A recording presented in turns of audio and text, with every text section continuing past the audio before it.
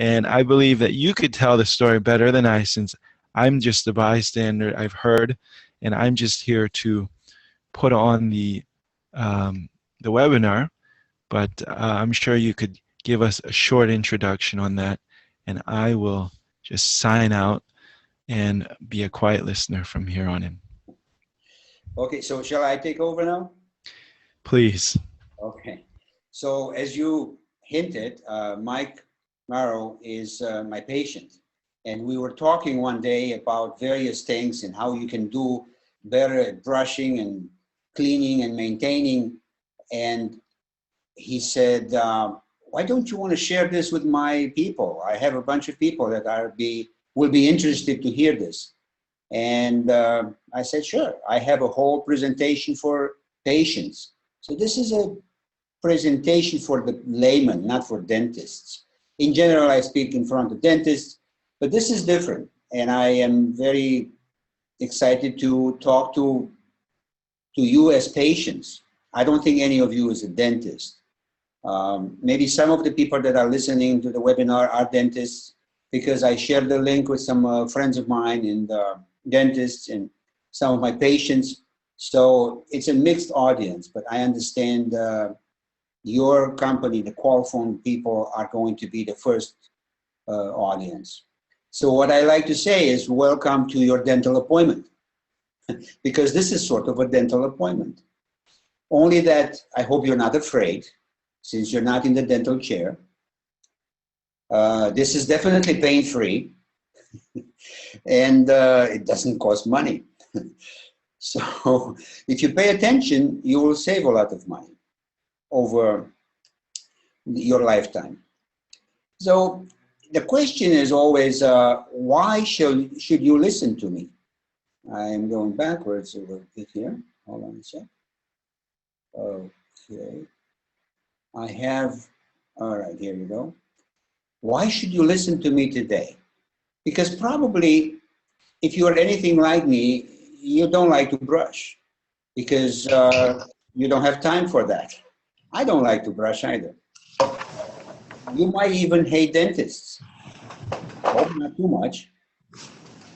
But you kind of want to have a nice smile. Well, I'll try to address all of these problems in a very simple and hopefully it's going to turn out to be in a very inexpensive way. But let me start with a story. Many years ago, a young boy was brushing his teeth diligently every single day because his mother told him to do that. But he was still getting cavities. And he was getting at least once every year, a cavity per year. He didn't know what to do because he was behaving, he was brushing, but somehow he was still not getting the good results. As luck would have it, his father was friends with a local dentist, and he was getting very good care. The dentist didn't pull his teeth, he just filled, did root canals, did a lot of work. But what his dentist did not do is to tell him how to avoid cavities. Basically, the dentist never taught him how to brush because he assumed that the kid knew. One day, the boy was so fed up with this that he decided to go to dental school and become a dentist. So he went to dental school. There he learned that germs cause cavities and actually all the other problems that people get in their mouth, on their teeth and gums. He also learned that germs hide in certain places. And after he learned all that stuff, he knew how to brush and where to brush, and he never got another cavity. Believe it or not, he was really excited. So you have to go to dental school to not get cavities or get into trouble in your mouth? Hopefully not. He thought that he can teach every little kid to become a little dentist, but that is really not possible. After many years of thinking and reflecting, this little boy is here to tell you his story, because you realize that boy was me.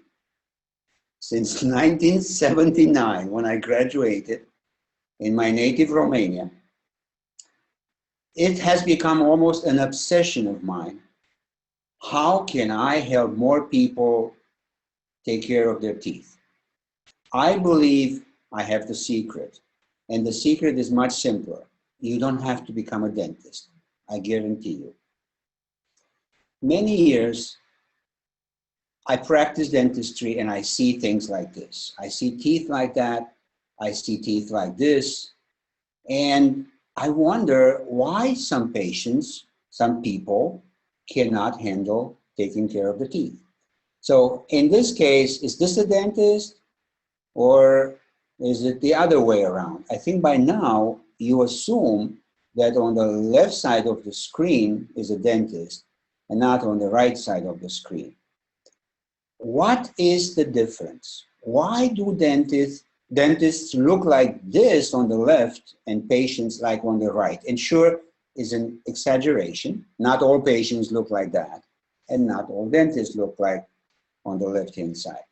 Well, dentists know something very simple, that germs cause problems. This is the first thing that dentists know. Germs can cause tooth decay, bleeding gums, bad breath. They know that. But where are the germs? You think they just roam around in the mouth? No. The issue is that germs hide in various particular places. And this is really like the secret. Because think about it. If you eat something, you have sugars, you have starches in your mouth, and the germs in those particular hidden places, they eat up those foods, create acid, destroy the teeth, create some toxins and destroy the connection between the tooth and the gum, basically causing gum disease. So you hear me talking about these spaces. Really, what spaces am I talking about? Well, this is the key information. You need to know where the germs hide. This is the secret of dentists. I don't know why they don't share this secret with the patient. But because look at this, for instance, this refrigerator obviously is dirty. You can see the dirt, you can see the mold. This one as well. You know exactly where to clean. Speaking about your shoes, if you have a dirty shoe, you can look at it, you know what a shoe looks like, you know what the dirt, where the dirt hides, you know what instrument, what tool, maybe not a toothbrush necessarily, you can use to make it clean again. Because you know your shoes, you see the dirt. But when it comes to teeth, you do not see the dirt. So basically, we battle something we don't see. This is the crux of the matter. Because the teeth are small, you don't really know how they look like because they're hidden, and then they are hidden behind the lips, behind these curtains that are our lips. So once more, what spaces are we talking about? But let me show you the spaces. There are two kinds of spaces. Spaces in between teeth. All teeth have spaces in between them. You may not see them. The spaces may be filled with tartar, with gums, with saliva, with dirt, like I like to call it. You can call it plaque in a dental terminology. But the spaces are always there. And those are the spaces that the germs hide. Another space that germs hide into is the spaces between the gums and the teeth. So there are two kinds of spaces, in between the teeth themselves and in between the gum and the tooth. Those are the spaces. And in those spaces, germs hide and create problems. I will show you now a little video of a mouth of a patient, just to show you how large these spaces are. This is a three-dimensional digital impression of teeth and gums. I think the display is quite well. You see how big the spaces are? Like in this area here, Okay, here we go. Where's my arrow? You see right here, there's a huge space here. And it goes through.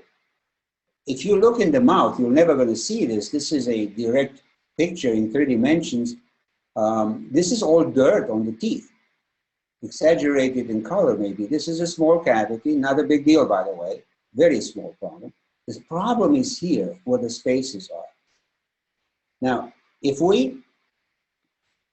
you see there is a space here between the gum and the tooth. You see how the gum rolls like this. It creates a crevice, a ditch, a sulcus, as we call it in dentistry. That's right there. That's another space. You never see this before unless you become a dentist, unless you study the anatomy and physiology of the mouth. That's why I'm here to tell you. Think about the spaces, but I just want you to get a big picture of it. I don't want you to dwell. You don't want to become dentists. Just think about what I say. Clean the spaces, and we'll get into that in detail. I'll show you how in a minute. I have another video of the other side of the tooth, and you see how the gum is red right here, because this is where the inflammation, this is where the germs hide in this space, and because of that, the gum gets red. This is a crown. If it's another color than that natural tooth. But you see how there is this gap here, there's a gap there, there's always a gap there. This is what you as a patient never see. But we do see as a dentist, and we assume that we communicate with our patients, but we don't. So now let's visualize where the germs live. So here we have a stain plaque, or dirt, as people would like to call it. All this stuff is stained by a certain tablet of color to show the patients where to brush. So hygienists many times show these, give the patients a tablet to chew on, and then they show them where the dirt is. But what's happening next is the patient forgets. You should test this at home, which you can do. But let's not get too complicated. In another test, under the blue light, you can see the plaque in yellow, and this is somebody that has a very healthy mouth, by the way. But it's another way to visualize where the plaque, the dirt is. This is another way to visualize the tartar, again under the blue light. This is a special technique, very easy to use, but very powerful. Because I just want you to remember, this is where the problems are, in the ditches between the gum and the tooth, the gum and the tooth, and in between the teeth. So what can we do? Really, we can do 2 things to remove or to kill the germs, literally, from the spaces, obviously. What tools can we use, and how shall we do it? It's very simple. Some people use a finger. I remember my grandmother used to brush her teeth with ashes on her finger. It's crude, but I remember that. That was not the most effective way of doing it. Most people use brushes, toothbrushes. I almost don't want to refer to them as toothbrushes. They should be space brushes, because they should clean the spaces, not the teeth. We can rinse, not very effective, but does something. We can floss, very effective, but very cumbersome. And if I will advise you to floss, you would shut me off, I'm sure. This is what patients do. They don't like to floss. I don't like to floss. I do, but I don't like it. You can use a water jet. Let's not get complicated. But yes, it's possible. A lot of people would laugh at me, but I like to say many times, just stick something in between your teeth, even a twig, anything, a brush from a tree. The best one that it's out there for many, many years, probably for centuries or thousands of years, is the Miswak. In case you don't know what it is, we'll make a short discussion about it in a minute. But to your surprise, raw foods have a cleansing effect on teeth. That's why we like to advise patients to eat not processed foods, but raw foods. A carrot, an apple is an effective way to clean your teeth, believe it or not, because it rubs the tooth and it removes the dirt. So the Miswak. think about this. This is a little tuft end brush, if you want. And down here, you can see how it's a twig of the tree called Miswak, which grows in places like Africa. Egypt is a famous place for using Miswak. India, South Asia. So I know your company has some employees in Asia and so on. Maybe they are more familiar with the Miswak than other more westernized cultures. This is very powerful. I was exposed to this several years ago, and nowadays we have studies in the Journal of Periodontics of the gum study how effective this Miswak is, because supposedly it has also some antimicrobial activity. This tree has some antimicrobial qualities or chemicals in it. The bottom line is, to me, because you really clean the spaces, this becomes a very effective way of doing it. You don't just brush the tooth, you get with those bristles in the spaces. So it really validates my theory that cleaning the spaces is a lot more effective than focusing on the teeth. And you see, this is commercial that people that sell the Miswak use. Most effective, most natural toothbrush ever. And I have to confess, I never used it, but I use the principle of the interdental cleaning, in between the teeth cleaning. This is just another improvised tool with bristles that can reach the spaces. And now we come to more modern tools, obviously. This is a toothbrush, which you all know, and I show you how you really get in between the teeth, in the spaces, and from another angle, in between the gums and the teeth. That is where your focus should be, not to clean the teeth. You see, these teeth cannot be avoided. They're going to eventually get clean, but they are cleaned by the food that passes by. This is a model of teeth. This is another model with a toothbrush, just to show one more time. I know I'm boring, clean the spaces. This is a rotary brush or an electric brush, showing how these bristles rotate and they clean the spaces. I will show you now a video that I have created to exemplify how you should go in between the teeth and in between the gums and the teeth.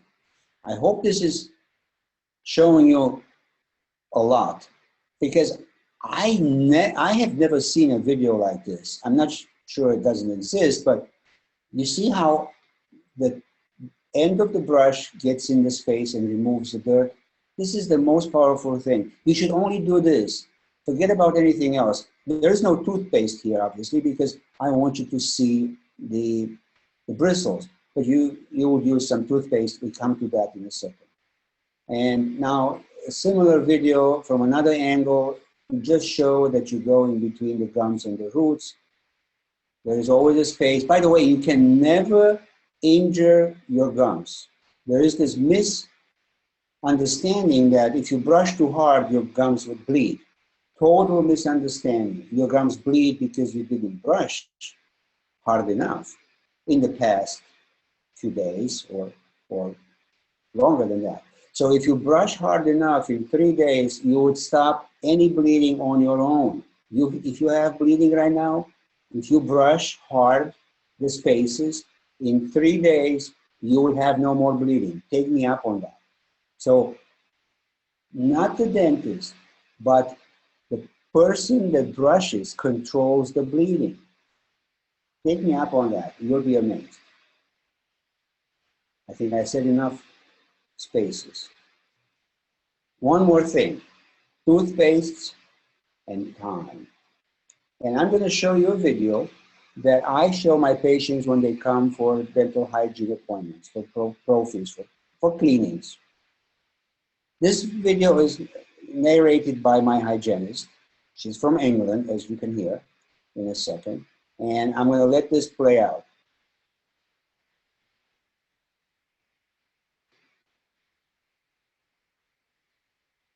Now.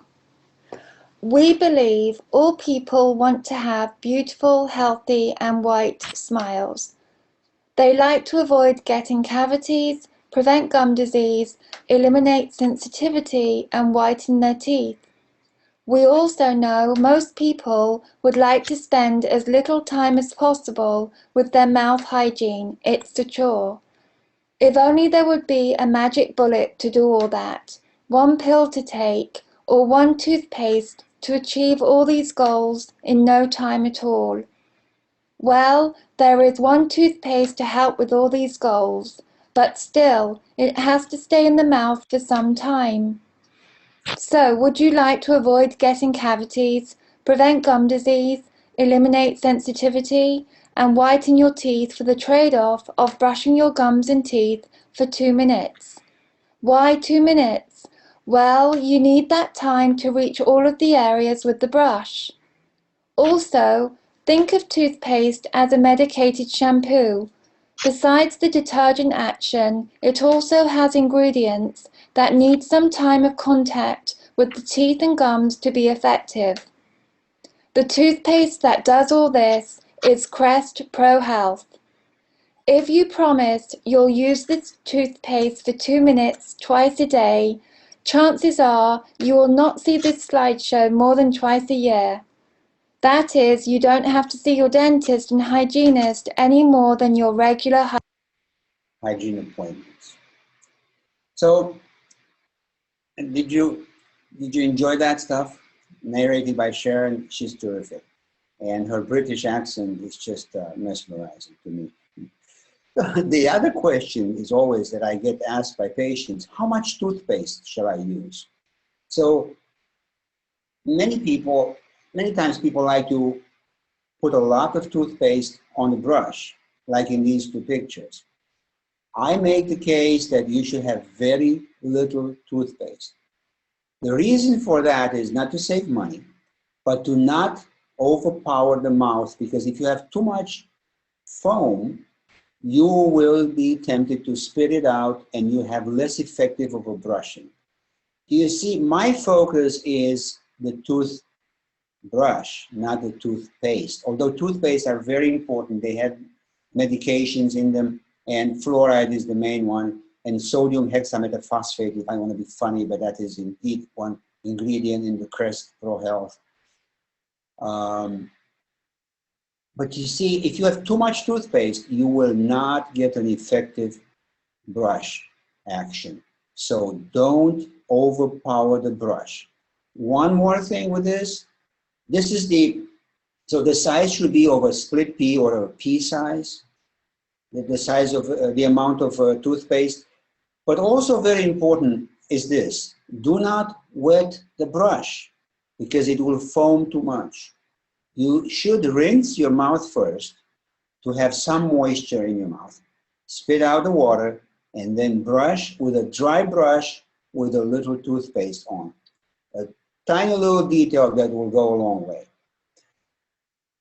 In a nutshell, one more time, don't brush the teeth, just clean the spaces for 2 minutes twice a day.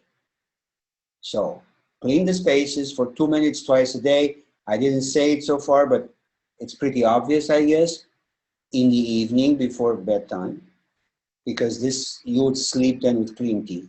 And in the morning, just to freshen your breath if you want, because there is no dirt accumulated overnight, I hope, unless you ate during the night.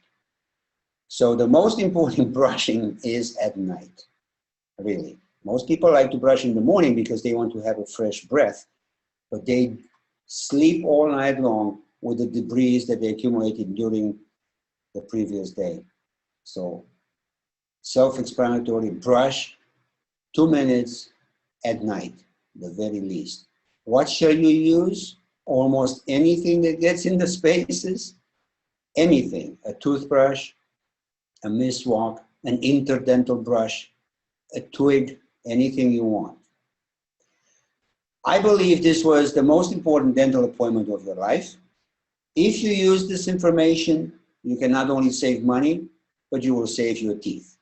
And you should have something to smile about. I thank you. There was a question here. I don't know if you can see it yourself. Do you feel fluoride is harmful at all in recent reports, damaging the pituitary gland? Okay, my favorite answer to that is, this is a story put out by dentists. They don't want you to use fluoride, so you get cavities. It's an exaggerated story. Anything, water is damaging if you drink too much, but fluoride in the right amount, which is delivered in the toothpaste, is definitely not damaging. There are a lot of stories about this stuff. I really firmly believe that if dentists want to make more business, they should advise everybody not to brush with fluoride. It is, in my opinion, a bogus story. But there are people that believe it, and I mean, I cannot refute. I know the stories very well. We dentists make fun of that, and I say, yes, they should have more of those because we need to create business for ourselves. Brush with a brush it alone. Just clean the spaces, no toothpaste. The fluoride should not stop you from brushing your teeth. You see, I don't insist on toothpaste. I just insist of space cleaning. That's my thing. That's the secret, really. I don't hear you, John. Yes, about toothpicks. Toothpicks, yes. What's your opinion on toothpicks? Toothpicks is very good. It's a twig. It's a little object that cleans the spaces. So in that regard, it's very good. I have a patient that he never gets a cleaning. He's my friend. Never gets a cleaning. But he always has a toothpick in his hand, and he constantly, it's like a habit. He looks funny, constantly picks his teeth. Not a bad thing. It's hard to do it in the back because you have to be on an angle. But like I said, clean the spaces. He never has a cavity, never has gum disease, and never had a cleaning in his life with a dentist or a hygienist. So that tells you something, that toothpicks are working. But it is harder. Easier is to do it at least once a day with a toothbrush, clean the spaces. Perfect. We've got more questions coming in. We have a question about mouthwash. What's your recommendation on mouthwash? Does it clean the spaces? Well, it's a very good question. I always like to make the analogy like this. If you have a dirty car, would you think that you hose it down, or would you use brushes and scrub it? Water alone, even under pressure, like there's water pick, the pressure cleaner of your teeth if you want. That does something, but it's very difficult. It cleans a lot, but it does not have the mechanical action of a brush, of a bristle. But it's sure better than not to do it. But rinse itself, it is insufficient, and it is actually, you're almost cheating yourself. Like you may have be under the impression that you did something because you freshen your breath. Mouthwashes have usually menthol or other eucalypt oil because it gives you a fresh breath, and you may think that you did something. You may kill some germs with the menthol, but menthol is not an antiseptic. And you need a mechanical action in the spaces. Sure, it's better than nothing, but it's not sufficient in my opinion. Okay. Interesting question. Should I ever brush my teeth after eating acids like fruits like oranges and lemons? This is a very, very interesting question. And it's one question that I learned the answer to this about 3 years ago. The newest study showed this. If you brush immediately after you have an acid meal, you are worse off than if you don't brush. And let me explain. The acid etches the enamel of the teeth. And if you brush right away, you have a softer, etched, porous, if you want, enamel that you would brush away a layer of. So what you should do after eating an acid fruit, like orange or lemon juice or anything else acidic, even Coke, it's very acidic, the Cokes, the sodas. So if you drink that or eat an acidic fruit, you should rinse first and not brush, because rinsing then just neutralizes the acidity, but it does not remove the superficial layer that was etched in quotes of the enamel. That's a very important question, and I'm surprised that somebody thought about it, unless the person is a dentist. We got even, yeah, great questions. And we have another question about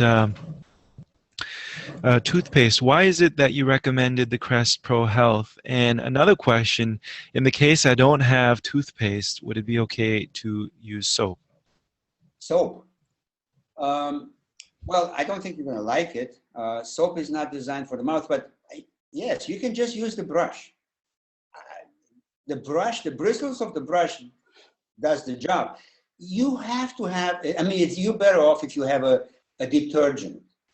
This is what a toothpaste is. It's like soap, but you shouldn't put soap in your mouth if you want it. I'm not opposed to it. But the reason why I recommended Crest Pro Health is this. Crest Pro Health, I mean, first of all, I'm a specialist in toothpaste. I have lectured in front of Procter & Gamble. Crest is a Procter & Gamble company, and they're sponsoring some of my courses. But I have to tell you something. They have 64, at the time I counted, 64 brands of toothpaste. It's confusing. Colgate has another 50 something, I forgot how many, I don't want to lie to you. And there are many other companies. So what I tell the patient is use one that has fluoride, stannous, well, there is a discussion between stannous fluoride and sodium fluoride. Use sodium fluoride and use one that has this. Crest has something very interesting, sodium hexametaphosphate, which is a bleaching agent. Everybody wants to have white teeth. So Crest Pro Health is very safe, is very effective, and I say Crest Pro Health green label. Use the green label. Why do I say that? They're all the same. But I have to tell my patients exactly what to do. If you start go to the store and get Crest. There are 64 brands of Crest. You confuse people. So I need to make a decision, which I made it. Get this, you'll be fine. Is there any other one? Yes, there are tons of others. Don't buy the cheapest one because it's on sale. Buy one. The difference is so minute. You're going to use $1 more a year. If you use the most expensive one, I don't know. So that's my 2 cents on Crest Pro Health. Perfect. And Jason is asking, are canker sores a sign of cavity? No. No, canker sores are, it's a mucosal lesion. So it's on the gum, on the cheeks, on the lips, or on the portion of the gum, which we call alveolar process, is where the teeth live. Usually it's a lesion caused by a virus, like the herpes virus can cause it, but there are also cold sore viruses, or specific ones. And usually you get a cold sore because you have a depressed immune system, or because you injured the gum, you bit your cheek, you hit it with your toothbrush, or you eat, I don't know, some crackers. If you injure the gum, in mucosa, as we call it in medicine, you can get, if the germs attach to that lesion, you can get a cold sore. It's very painful. There are some things you can do. The joke is that it goes away without treatment in 7 days, with treatment in a week. Great. Great. I never knew so much about a canker sore until today. We've got a question from James, and it goes, sodium hexamate that as a bleaching agent, can it lead to loss of enamel due to the sodium as a corrosive agent? No, not at all. Okay, I don't know who asked the question. The sodium is not a corrosive agent, but an acid would be a corrosive agent. No, sodium hexametaphosphate, I'll give you the whole rundown. It is a bleaching agent, bleaching not like in bleach, like in sodium chloride, like you use bleach to clean the floors. No, it is an ingredient and attached, I mean, in conjunction with a sodium fluoride, is effective in whitening the teeth to a certain degree. It actually removes the stains very well. In that regard, this bleaching is not bleaching deeply the tooth. I have to tell you, this is like a personal story. I have a patient, she's 85. She has the whitest teeth I've ever seen. I was trying to match a tooth, broke a tooth, trying to match the color. I did not have such a white color. And I asked her, what are you doing? Are you bleaching all the time? She says, no, I just rinse twice a day with peroxide. And that was a surprise to me. I learned this about a year ago, and I recommend it to other people. Peroxide, the stuff that you get over the counter, it's a very effective bleaching agent. And it doesn't do anything. Peroxide is water with peroxide, no? It's a solution of concentrated peroxide. It doesn't hurt anything. It bleaches teeth. It does. So, but that's a personal thing. It's not official. This is off the record almost. We've got another question. Now, would that be hydrogen peroxide or is that peroxide? No, hydrogen peroxide. Hydrogen peroxide, okay. It's called peroxide, but it's hydrogen peroxide. Well, in the dental profession, we have carbamide peroxide as bleaching agents. And they are buffered, and I'm not sure about the chemistry. I'm not an expert in this field, so to speak, but just hydrogen peroxide, it's a weak bleaching agent. But this woman, I'm telling you, she rinses twice a day. Oh, she told me for 1 minute each time. And she has the whitest teeth you can imagine. I should have a slide with that to just exemplify it. Interesting. There's another question regarding, is it true baking soda whitens teeth? Well, in baking soda, in mine, I think it's a deterrent. I'm sorry, I take it back. It's an abrasion substance, abrasive substance. So it does remove a superficial layer. Usually it removes the stain, because there are two kinds of stain, if I want to be scientific now. It's extrinsic, so on the surface, and it's intrinsic stain inside the tooth. The bleaching agents like the carbamide peroxide or even the hydrogen peroxide bleaches inside the tooth. It kind of foams, it creates, and it goes, because teeth, by the way, are porous. Microporosity is always there. But baking soda is a surface, like a pumice, if you want. So it bleaches teeth only because it whitens the tooth, because it removes the extrinsic, superficial stain. It is not good to use it too often, because eventually it will wear the tooth if you use it every day. So I prefer the chemicals that are intrinsic stain removers, like hydrogen peroxide. Dolores asks, does the toothbrush have to be soft? Yes, very good question. I didn't mention that because see, there is this belief amongst dentists and patients that I don't brush too hard because I don't want to wear my teeth. Well, maybe in many years ago, I'm sorry, I take that back.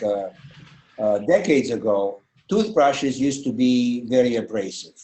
And yes, it depends upon how the bristles are manufactured. Crest, for instance, Oral-B is the brand of toothbrush that it's the P&G brand. They brag about the fact that the bristles are rounded so they don't wear the teeth. True, very true story. It matters how the brushes are manufactured. But the question was soft or not soft. Yes, always soft. What I reckon, because it's almost only soft lately. It's hard to find a non-soft toothbrush. So yes, use a very soft one, but stick it in the spaces. This is what you should be focusing in. Clean the spaces. Don't focus on the teeth. It should be not named toothbrush. It should be space brush, because then it will tell you where to direct your attention. I know I said this 100 times. I apologize. Well, perfect. I don't know if any of the other panelists, Andres or anyone else, would have comments. Otherwise, We'll give you our best smile. Yes, let me just say thanks to Dr. Radu. Doctor, among the audience, Yes. there are many caregivers. And in Qualfon, we take care of the person physically, emotionally, and spiritually. That's the way we care. That's why we are really happy to have you here, because what I learned today, besides all the practical suggestions that you are giving us, it is how to be simple and how to translate those difficult concepts in very practical things, very simple, very easy, and very understandable. And I think that any caregiver present today will be invited to be practical, to be simple, to be concrete, and to take care of the person at all levels. I just want to give you thanks again